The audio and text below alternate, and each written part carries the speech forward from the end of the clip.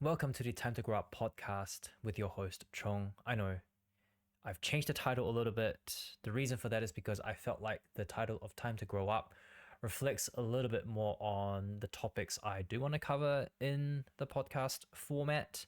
It's really about growing up, not necessarily just growing up as a dad or a mum, or even me for that matter. I just feel like a lot of these topics growing up as a young adult is going to be something that many will come across.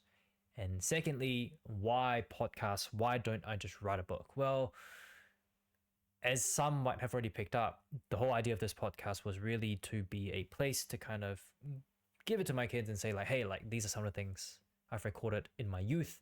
They might or might not listen to it. That's aside the point. I guess the point is kind of like those giving advice as a responsible parent would do, right?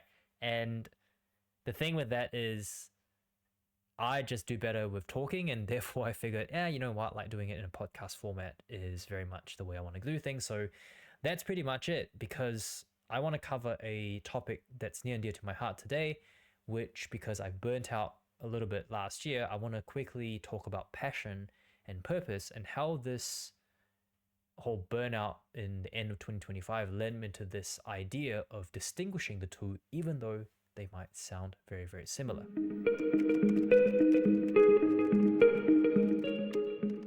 So the advice about following your passion is fundamentally wrong in my opinion. I truly think more and more people are falling into the trap of believing that if you follow what you love, you're going to make it in life. Now, that sounds really nice, but the problem with this idea is firstly, finding something that you might be passionate in isn't something that just happens. It's something as a developmental process, and you have to test it and test it and test it and try things over time. And secondly, even when we think we've supposedly found the thing we like, the moment we don't feel like we enjoy it anymore, we start to question ourselves. Did we actually pick the right thing? Did we pick the right hobby? Did we pick the right move? You know, think of the times you've heard someone was extremely motivated to start some type of fitness routine and lose some weight and improve themselves. And 4 weeks into the process of a calorie deficit and slogging workouts, they are completely shattered and they lose steam. Or the couple who just got married says they really want to be parents because it's their life dream to be a parent, only to hear things like, why the fuck is the baby screaming at 2 a.m. in the morning after they have their first kid? Yes, that is normal, by the way. Modern culture tells us that if something doesn't make us happy, it's not worth doing. But if we apply this to parenting, for example, the moment a toddler has a meltdown and sleep deprivation hits the parents, as parents, we feel like we're failing and we think that we have lost ourselves in the process. And why are we here in the first place? Why are we here in the first place? Especially when a toddler's screaming and squealing. And honestly, it's not that you've lost yourself, you've just hit the limit of what passion can really provide you. The thing is, passion is internal. Passion is something that makes you feel good. It gives you a dopamine hit. And that's really all it is, in my opinion. Think of hobbies that you enjoy, right? So what I do think is you need to stop asking yourself, are you happy doing the thing that you're doing? And really start asking the question, am I really being useful here? Especially when we're looking at purpose. No one parent is absolutely going to tell you that changing diapers is something they enjoy. It's miserable, but changing diapers is something parents do because there's a purpose behind it, if you think about it. Purpose is this anchor that stays put when your emotions start to get the better of you, when something you thought you enjoy doing turns out to actually not be fun, right? Purpose is sort of this price you pay for meaningful existence, far more than just some hedonic feeling. And this is clear when you start to change your approach to things. For example, working out because you want to be the role model for your kids, or waking up early to go to the gym because even when you feel terrible and you used to lift weights and now lifting weights is not fun anymore, but you do it anyway and you keep doing it anyway, there's a purpose behind that. There is a purpose behind it. There's a deeper meaning behind the struggles that you do. However, one very obvious thing then is when you come up to find your life purpose, it's not that there's someone to ask, what's your purpose? What's my purpose? And when you're doing so many things, trying to find hobbies because, you need to do something fun, career, health, parenthood, financial stuff, there isn't much time to sit down and think about what your own purpose in life is. And you start to think that your struggle is a unique flaw because let's face it, most of us are not that special in a sense, right? We're not that unique. There are a lot of people like us who are struggling as well. So we have to understand first and foremost that we are just not alone in this pursuit of trying to seek purpose. And I personally think that whenever time is very limited, talking to people and seeking out groups that are on the same journey can be super helpful. Sometimes it can be quite hard to find though, because I like to call this as the mirror effect.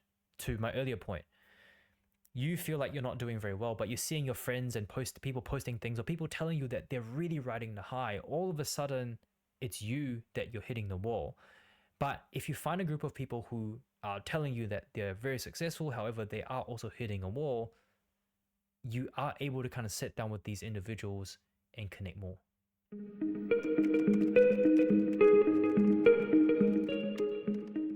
So one very obvious thing that will come up in your pursuit of life purpose is that it might feel like there is no one else to ask or share or even relate to. And what you're carrying or what you're doing in life with work, career, trying to work on your health, fitness, finance, all these things, there really isn't much time to sit down to talk to yourself on finding your own life purpose. And you start to think that, oh, maybe this is a me problem. But let's face it, most of us are not that special. And that's the reality of the situation. What I mean by that is you need to stop considering that you're the special snowflake, that you don't have a purpose, and therefore you kind of shell up and not be part of the world. And all of a sudden you're just hitting rock bottom after rock bottom after rock bottom. And this is where I think personally, if you have someone with very limited time, you need to seek out people and talk to people, be part of groups that are on the similar journey. It is going to be hard to find, but I like to call this the mirror effect. If you have found a group or even one person that is very similar to yourselves, where they are honest with you, that they are really hitting the wall, they can't find purpose in life, it almost removes the shame and you're like, oh, there's someone else like me there. And it connects you with other people or one person who are very much in the same boat. So I think this is why isolation is where purpose tends to die. Like if you're isolated, you're not going to feel like you've got a big sense of purpose in life. And those who are into evolutionary science know that humans are very tribal. We love connection. The loneliest humans are the saddest humans. And so it's important to be part of a group. It's important to be part of a group that helps to reflect what your problems are back to you, almost like a mirror. And this is why I have started building out this peer-to-peer coaching called The Forge.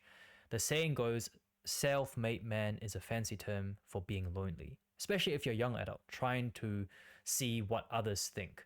And you're trying to find out how to make life suck less. Maybe this is for you. This is a peer-to-peer coaching program. Again, the idea is to swap insights with other young adults, peers, to help each other lighten the load and find some sense in life, and just to make things just a little bit easier for you day to day. And this is done by having open discussions with people who are very much on the same journey as you in life. Maybe they are not too far ahead, but just ahead enough to maybe give you some perspective on how to put the puzzle pieces together, such as finding your purpose in life in your current state. So if you want to check out this peer-to-peer coaching, the link is in the description and my bio somewhere. And I believe if I've done this right, there should be a discount code where you can get a free month off as well.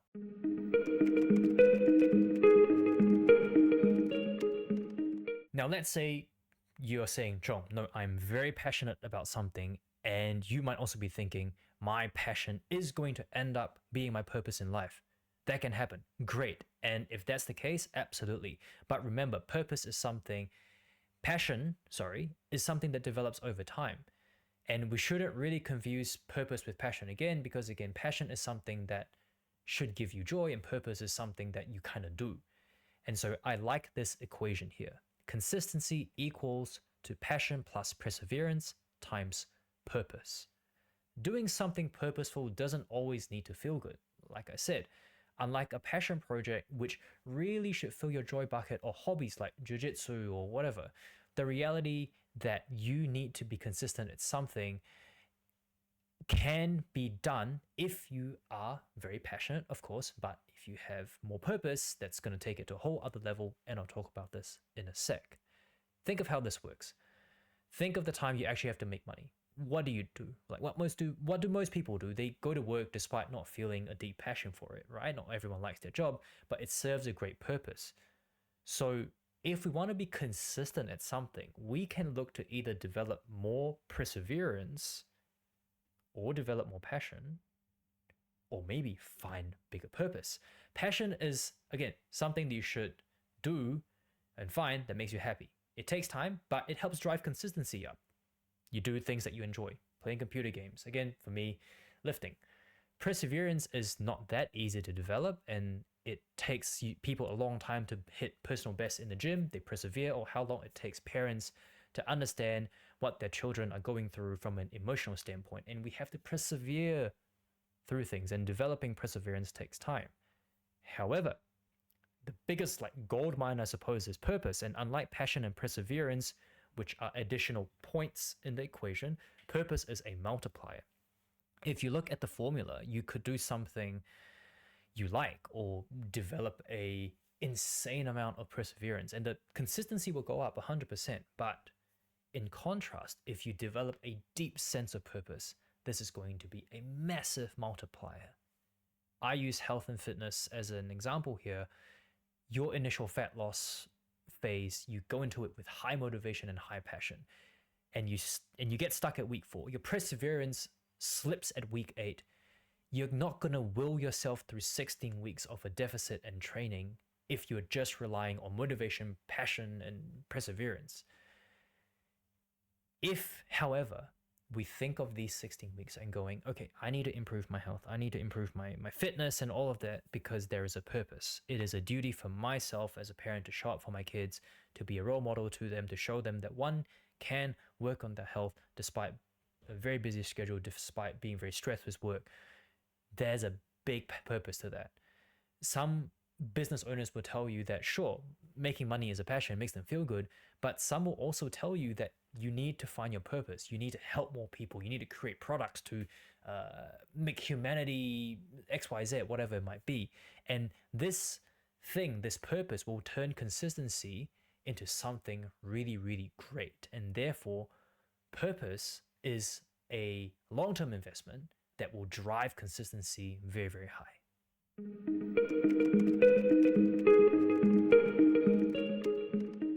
So I want you to think of purpose as an investment. In saying that, do really treat it like the stock market. Let me explain. And we'll reference the stock market in a second. But one thing first and foremost is, if you have found your purpose, awesome, just understand that it changes as you age. Someone at 16 has a purpose of graduating high school. Someone at 25 might have a purpose of finding stability in their job for security reasons. And someone in their 30s might have the benevolence purpose of making sure their kids are well, and someone in their 50s just want to make sure maybe retirement is as smooth sailing as it can be. So with investing then, a good rule of thumb is obviously to invest in a few reliable places. Don't spread yourself too thin, and don't go all in one big company. And purpose is kind of the same thing. Most people have a few core purposes in life, and those people usually are quite consistent with life and generally feel quite good. People who have too many purposes, and I would often argue that people who say they have a lot of purposes are very much disguised as passions, because it makes them feel good to say, I have a lot of purpose. The multiplication factor is very weak because you're spreading yourself out too thin. Your ROI from an investment standpoint isn't going to be great, right? And if we think about the consistency equation, if your purpose is not very strong, the consistency is not going to be very, very high. Conversely, having one purpose is not a good thing either. Think about stay-at-home moms. Stay-at-home moms have one big sole purpose, which is to be the best mom as they can. It's kind of like investing in one big company in the stock market. But the moment the company crashes, the moment the purpose changes, for example, when the kids start to go to school, or when life is hard, and when the purpose changes, and if there isn't any more purpose to kind of slot back into how can I be consistent, this is a big risk, right? Again, investment terms, you put all your heart and soul into one company, simulating pouring everything, all your life income, and in this case, pouring everything into one purpose, you're going to burn out. When all of this changes, all of a sudden, you don't have another purpose to guide you in life, and then you start to become lost, you hit rock bottom. Not that hitting rock bottom is a bad thing, but all I'm saying is that it will be tough. Bottom line, you do need to take time to find your purpose, of course. And again, I'm not saying passionate things aren't great. I love passion and the hedonic pleasures that they gave me, for sure, but purpose is something that develops over time. It's like passion on steroids, if you will. Like, you need to take time to find it, craft it, understand it, what it truly means to you, and make sure that it is okay that sometimes having a purpose doesn't always make you happy. It should feel this big sense of fulfillment, a sense of being, this is my life's work. And it can be really big and can be bigger than you. And trust me, sometimes it is bigger than you. So before I wrap this up, if you're struggling to find purpose, I have a tip. I find that reading helps a lot to uncover that. Reading has given myself and many others insight on how to view things in life, and in this case, finding purpose or uncovering purpose. Of course, hopefully this podcast does too, but reading is one of those things, honestly, you don't even need to finish an entire book. And if you've ever read, sometimes just reading one chapter could literally be life-changing because that chapter speaks to you so profoundly to allow you to piece the puzzle pieces together, and hopefully that helps you to find a few core purposes in your life, wherever you are in your life stage right now. So to sign off, I have a list of 10 books that I think you must read, from fiction to non-fiction. Yes, stories do carry a lot of meaning. This is why we tell children bedtime stories, and I truly believe that reading will help you discover your life's purpose. And so if you want to grab the free list, the link is in the description, and I will see you in the next one.